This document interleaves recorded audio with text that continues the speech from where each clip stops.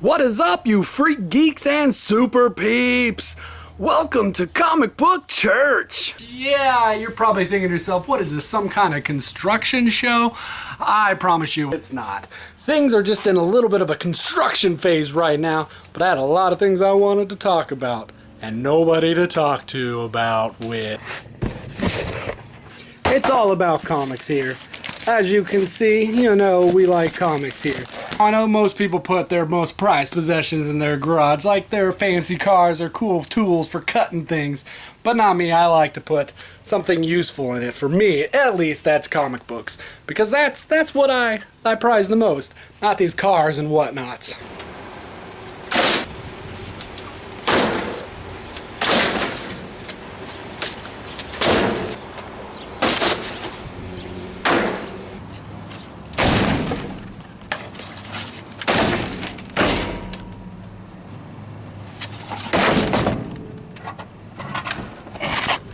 You're probably thinking to yourself, what is he doing? Well, you know, every man needs his sanctuary. Your sanctum sanctorum, as you say. So this will be my church. This will be Comic Book Church. This is where me and you can have our conversations. You know, I was going to wait and do this later when I finished everything, but there's a lot of stuff going on these days. I mean, you had Sony announcing that there's a new Venom trailer coming next year, and shortly after that the new trailer for Spider-Man comes out. It's not that I had to do something, that I had to start church today. It's just I wanted to, because have you seen the Thor Ragnarok?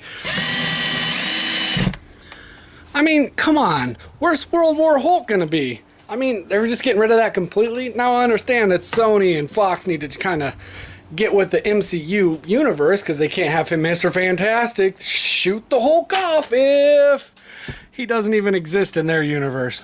Pretty lame if you don't say so yourself, which you don't because I said it for you.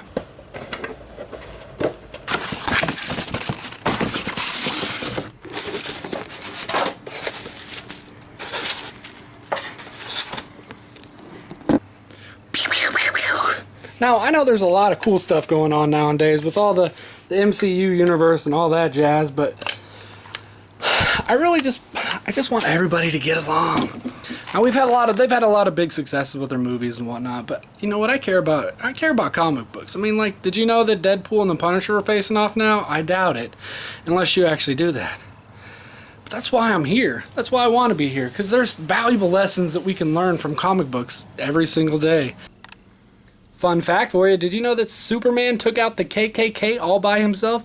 Yeah, the Ku Klux Klan. Superman took care of them. This writer named Kennedy, he had taken his information that he got from the KKK by going incognito, undercover in their organization, but the police were like, they're too big and powerful for us to do anything about.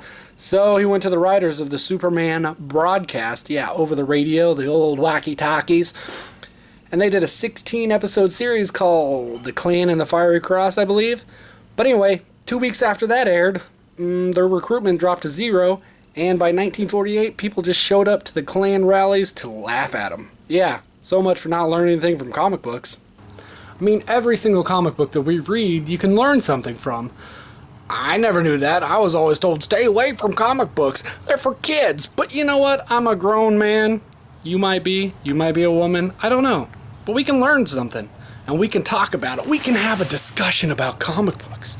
So yeah, the church isn't ready. I mean, as you can see, it is far from ready.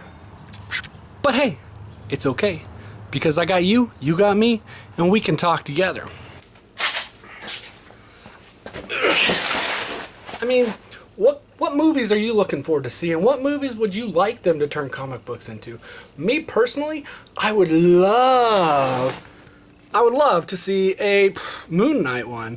Can you believe it? Moon Knight, he's pretty much like Batman, except he kills people and has mystical powers. Because he's Moon Knight.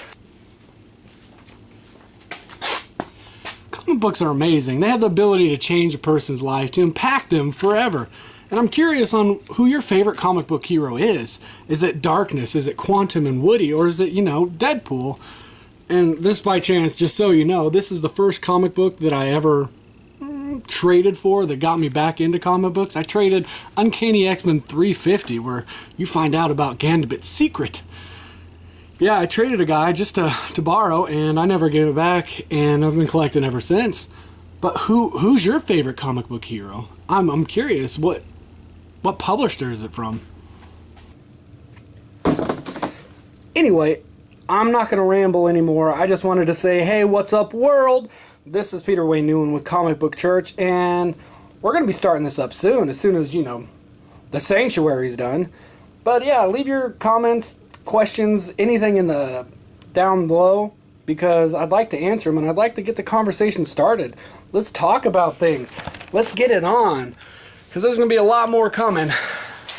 I promise you. This isn't just another YouTube comic book site that's all about the movies and top 10s and, hey, who's famous now? Who's popular now? Let's talk about him. Let's get some views. No. I want to talk to you guys, to anybody else that, probably has the same questions as me, like, why is it that Charles Xavier always has to be the martyr in every single book?